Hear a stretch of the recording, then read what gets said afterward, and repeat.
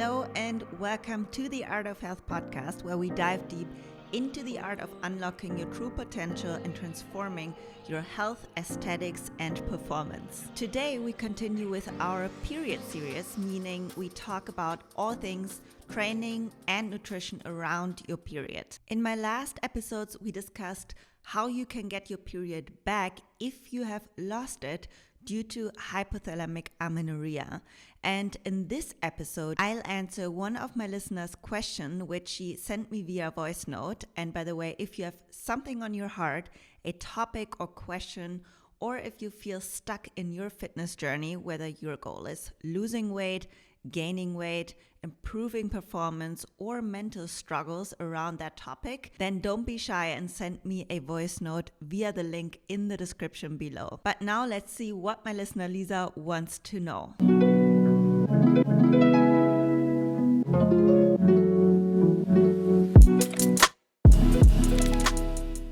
Do you work out with your period? I mean the circle. In which time do you train hard or less? So Lisa asked if you should train in a specific way at specific times during your cycle. And I'm so glad she asked me that question, because even though more and more experts and influencers are talking about hormones and the female cycle, there seems to be still a lot of confusion about how women who work out should navigate their training intensities around their cycles. First, we need to know that it is a fact that the fluctuations around your cycle can lead to ups and downs in our energy level, motivation, recovery, sleep, and so on. Usually symptoms of fatigue, sleep interruption, delayed recovery, appetite and temperature regulation, a drop in our immune system, cramps, and headaches occur when our hormones go through a huge shift during ovulation and when our menstruation starts. In a textbook cycle of 28 days, ovulation happens around cycle day 14, and after ovulation, we enter the second half of our cycle. This is when PMS symptoms like water retention, fatigue, cravings, tender breasts, mood swings, restless sleep, and all of these things can occur.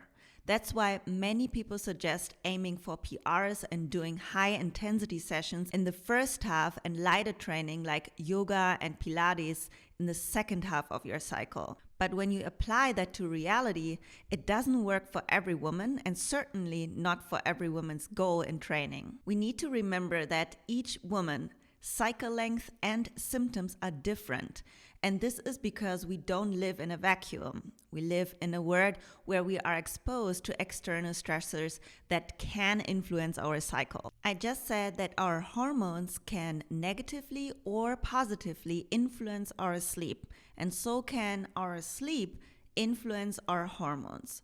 Also, the quality and amount of food we eat, when we eat, if we travel, relationships, work stress, and so on can influence our hormones, leading to fatigue or bursts of energy at any stage in our cycle. I've coached hundreds of female clients who experienced all different symptoms around ovulation and especially menstruation. Some women are really fatigued the week before menstruation and experience cravings and low motivation, usually paired with lots of self-doubts. Some barely feel any symptoms.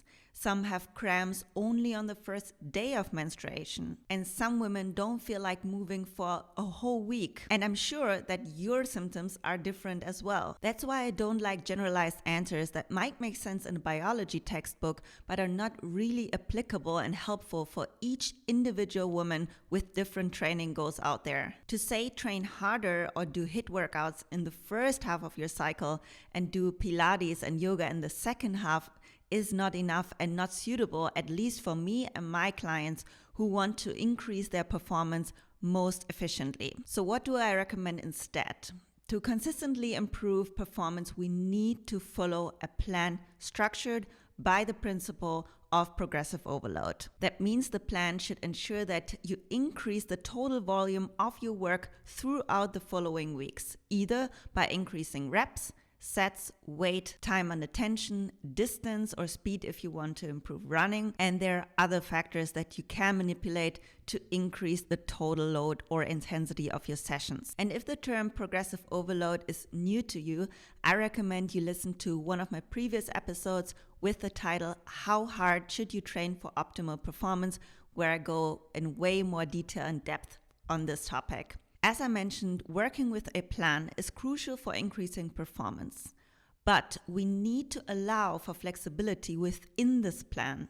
To give you an example, one of my Hybrid Body members texted me in my workout app and said that she is on her period and has cramps and that she doesn't feel like she can perform well on that day. So she asked me if she should rather skip that session, and I said I would do the shorter version of that workout because I always provide a short version if you're short on time, and that she could use lighter weights. And I told her that she shouldn't worry about losing strength or performance. Adjusting your training according to your energy levels and keeping your body adapting to the movements is good and has a training effect as well. Focus on a nice muscle connection and good technique, but don't worry about the intensity and increasing weights. And I know it can be difficult sometimes to allow yourself to do less, but this is an important character trait worth learning to become a really good athlete. The adjustment of the intensity based on your current feeling and energy level is also called auto-regulation. This is where I see the most progress with clients when they follow a well-designed program and use their physical form of the day to make smart decisions. If you learn to listen to your body and can distinguish between lying to yourself and procrastination, and knowing when you really need rest, you have developed a very valuable skill to keep making progress, prevent getting injured, and reduce stress. And sometimes you don't know beforehand how you will feel in your training session. That's when I recommend planning for a 20-minute session, starting with your favorite exercises. And sometimes by simply starting with a few movements, gets you into the mood of actually doing your full or longer training session on that day, or you just do some light movements for 20 minutes and go home and focus on good nutrition, recovery, and self-care on that day. This is a great strategy to use when you're in a decision fatigue moment and don't know whether you should do a workout or not. I often have these moments, but instead of wasting time and energy to keep thinking about it, I just start and see how my body responds within the first 20 minutes. This is way more efficient and makes me feel good either way if I did 20 minutes of something or an entire session. I'm happy with both ways because I know it was the best decision for my body on that day. So now I talked a lot about the practical tips you can do when you don't feel like training and experience PMS symptoms, but thankfully we can often improve PMS. But before I give you some recommendations on how you can improve PMS, I want to mention that if you suffer from severe PMS, then you should consider doing a blood test to see if any hormonal imbalances are going on, like estrogen dominance, thyroid issues, and so on. And here are a few things you can do additionally to decrease symptoms and improve your performance during that time of the cycle. First, make sure you consume enough protein. About 1.6 grams of protein per kilogram is the minimum we want to reach. And if you struggle to eat enough protein, or if you're a vegan, then drinking BCAAs or EAAs can make it much easier for you. And because I know I get this question, I linked my favorite EAAs in the taste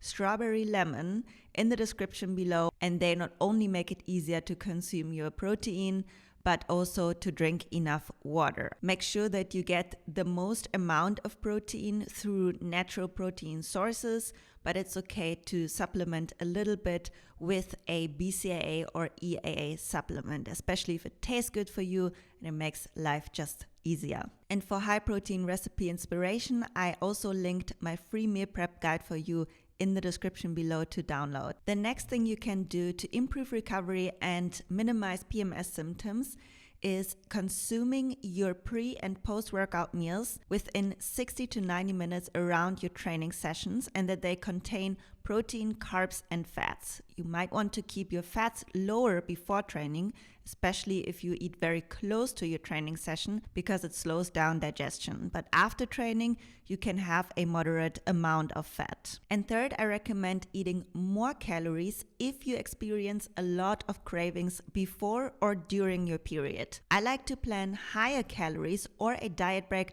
of 3 to 7 days if you're in a caloric deficit. You can plan diet breaks also with my nutrition app as well, and it's a great way to lower the chances of overeating if you allow yourself to go after your higher hunger levels. The more you try to hold it back and suppress your hunger, the more it will catch up later, often resulting in binge eating. And this creates even more side effects like bloatings and constipation, which we are already more sensitive to in the second half of our cycle. And overeating or binge eating often leads to a lot of guilt and negative body image during that time, which we want to avoid. So my tip is that you plan on eating more and regular, meaning not fasting, if your hunger level is typically higher before or during your menstruation to minimize stress and the pressure to cause overeating. And lastly, we can decrease symptoms by supplementing with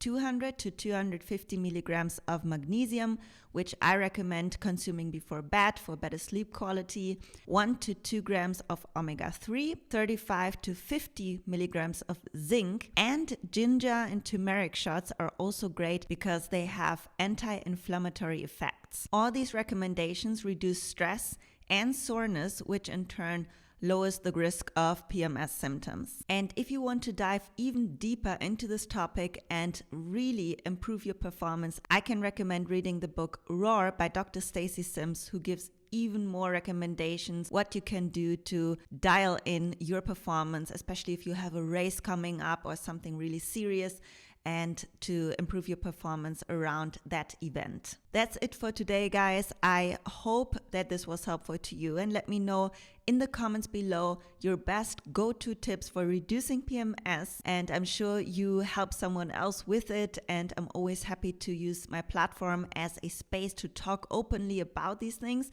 so that we can all feel our best in our daily life and training. And like always, feel free to copy the link of this episode and share it with somebody that you think would benefit from.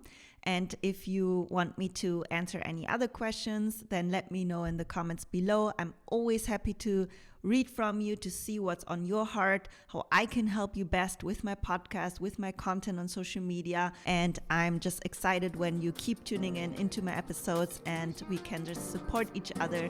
So yeah, that being said, I wish you a wonderful rest of your day and I see you in the next one. Stay strong and flexible.